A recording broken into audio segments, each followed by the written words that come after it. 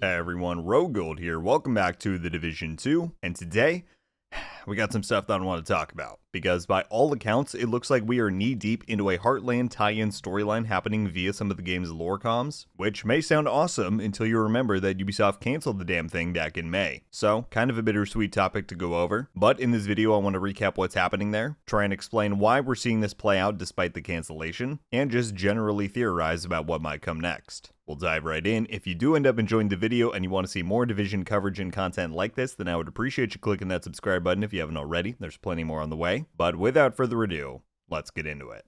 Alright, so a few bits of context to start this off. Firstly, I wanted to give a shout to NGN, a fellow Division creator of mine here on YouTube, because while I had my own suspicions of these references indeed being for Heartland, I was reassured and emboldened in my thoughts there once I saw the Lore Master's video on the subject itself. So in many ways, consider this a follow-up in response to that with some of my own thoughts, but shout out to him, I'll link his video down in the description and highly suggest you check it out. And then secondly, I just wanted to briefly mention, in case there's anybody watching this going, what in the hell is Heartland? The Division Heartland was a AAA Division spin-off announced back in May of 2021. It was slated to be a free-to-play title within the extraction shooter realm, with survival elements, looting, extracting, PvE, PvP, the whole 9 yards. For 3 years after that, it continued development under Ubisoft's Red Storm studio, with us receiving small periodic updates on its progress and features, until this recent May, as I said, where we learned of its cancellation, which was plenty sad in and of itself. I mean, there were some who didn't care for the premise to begin with. I was someone who was ridiculously excited for this game and its multiplayer-centric potential. However, in the years since its announcement, not only had there been very little public information on the game shared to really get a sense for it and hype it up, but the Division 2, nor the rest of the Division universe, like in the Crossroads novels we'd gotten, really had done anything to start laying the groundwork and setting the game up. So, Heartland, all the way until its cancellation, continued to have this kind of mystic aura around it. It existed, we saw gameplay, but there was just a level of disconnect where we didn't have many tangible things to grab onto with it.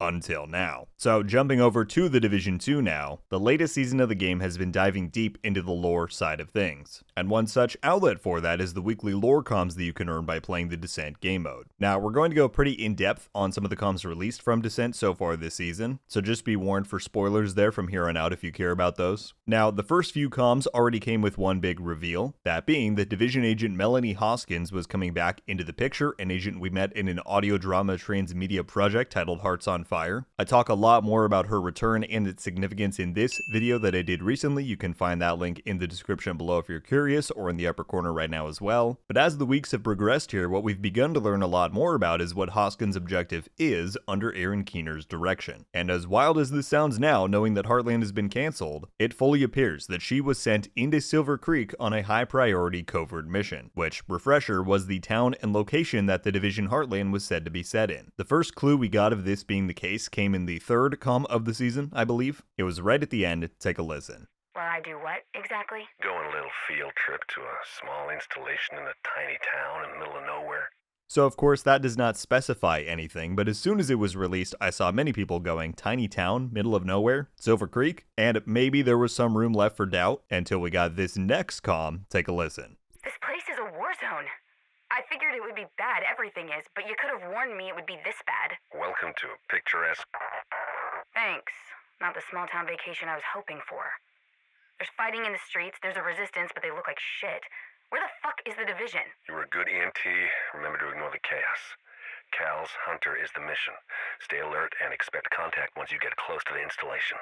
So a few things here really began to solidify for me the fact that this is indeed Silver Creek that Hoskins went to. For one, I can't recall ever a time within the Division universe where a comm has included redacted material. They're meant to be these unrestricted points of access to ally or enemy communications. And so to see the name of this town conveniently redacted out, that feels a lot like a solution to a game cancellation to me. But beyond that, the things they're mentioning here seem to line up with what little we knew about Heartland's proposed story. The fact that there's a local resistance in place, I believe previous Heartland media called it a militia, but similar idea. The fact that the Division has little to no presence here, we knew that. But for me, the final nail in the coffin came from this week's latest comm. Here it is. Any opposition? None. No one was guarding the base? No. If there are any survivors, they fled. Did you find what they were looking for? Isaac did. Echo Reconstruction. Good. What was it? USB drive. With a roster. Did you recover the drive? I wouldn't be calling if I didn't. Good. Anything else of interest? Yeah. The way the agents here died. I asked Isaac to do a sweep and status report of any agents and 4 hits came back, all deceased. They were infected with green poison, but that's not what killed them. Team went to a local lab working on the antiviral for DCD before they scattered and died. You might want to scrub that from the servers. I don't know how to do that. Don't worry. Theo can take care of it. What's the lab called?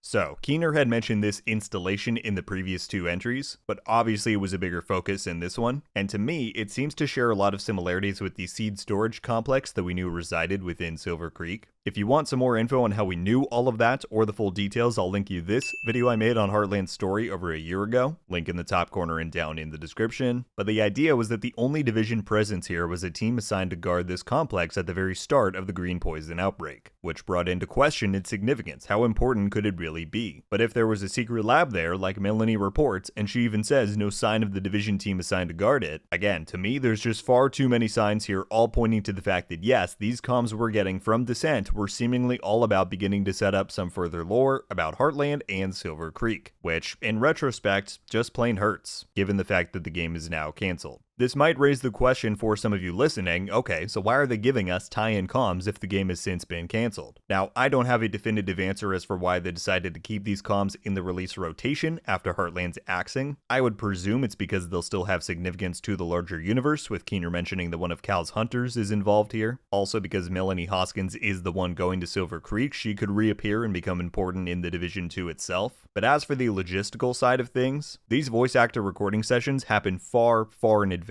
Now, of course, I don't know specifically when these comms were recorded, but it wouldn't shock me if it was much earlier in 2024, potentially even sometime later in the months of 2023. And if you'll recall, I made a video a few weeks back talking about some potential data mines in relation to Year 6 content for the game, and one of the things we covered there is how there were these fully realized icon images for a Heartland crossover outfit that might appear in the Division 2. Anyone remember how the patch notes for this season originally said that the Season Pass would be delivering 1 additional full outfit along with a few more items than it ended up doing? And then when we asked about it, the Division 2 team had to be like, sorry, that was an error, and they changed the patch notes to reflect that. Also, you wonder why the apparel event this season had as many recolors and reskins of existing items as it did. I admit that this all leans in the conspiratorial direction, but it wouldn't shock me in the least if this season for the Division 2 had a fair few number of Heartland tie-ins, references, and crossovers planned, evident by these Descent comms, and then once Ubisoft said, haha, funny, that shit's cancelled, they were left scrambling, trying to figure out what they could keep and retool, and what had to be scrapped altogether. And all of this just brings up some of those resentful feelings, once again, for me at least. Like I said in my previous coverage on the cancellation, at the end of the day, all of this stuff is a business, and so if for whatever reason the business decision had to be made to cut your losses and move on from the Heartland project, as much as I was looking forward to it, I get it, it's not my millions of dollars that are on the line there. But to do so, given what we've covered in this video, seemingly with such little regard and even acknowledgement about what the rest of your dev teams are actively working on or trying to do, that's just plain disrespectful, man. As we've covered ad nauseum before, this Division 2 team is already stretched thin, trying to support a game of this size with the resources that they have, and so for them to commit to doing something one season, like give us some substantial Heartland teases and setup,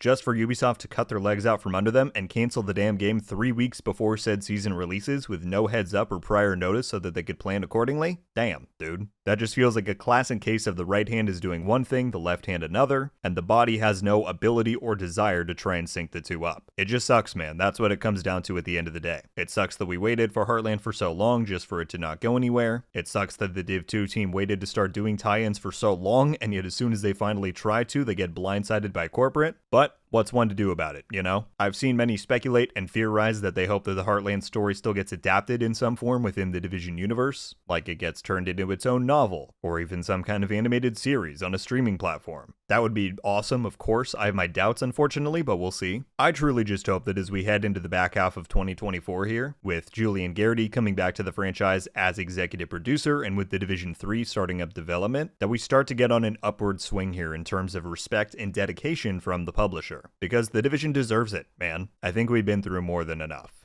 So, there you have it, my friends. That is my coverage and thoughts on these apparent redacted Heartland crossover comms that the Division 2 has begun releasing this season. A bunch of stuff that I would love to get your thoughts on. For one, are you in agreement that these comms are indeed referring to Silver Creek? Or perhaps you have a different theory there? Subsequently, what do you think about the choice made to keep these comms included in the season with the redacted status? But also, I'd love to know what y'all think about the trajectory of this storyline. Why does Cal have a hunter in this town? What did Keener send Hoskins after in that lab? And where do you think this is all headed? I'm certainly curious to find out, so I'm looking forward to grabbing more of these entries as the weeks go on here. But that's going to do it for me today, my friends. Thank you all so much for watching. I'll see you in the next one. RogueGold. Out.